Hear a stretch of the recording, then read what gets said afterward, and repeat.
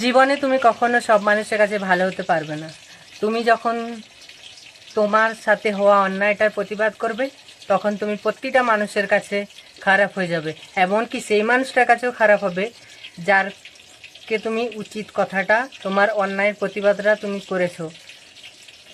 আর এই মানুষটা একদিন তোমাকে, যে অন্যায় করেছে, যাকে তুমি প্রতিবাদ করেছো, এই মানুষটাই একদিন তোমাকে ঘুরে তোমাকেই ভালো বলবে, যখন তোমার কাছে টাকা পয়সা ধন দৌলত সব কিছু থাকবে।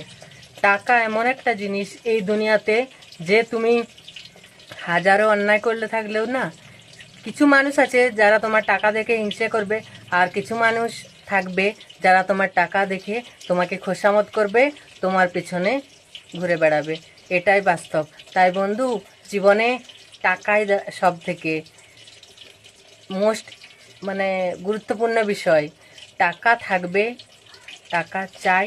এই দুনিয়াতে টাকা ছাড়া তুমি এক পা চলতে পারবে না। এটাই বাস্তব।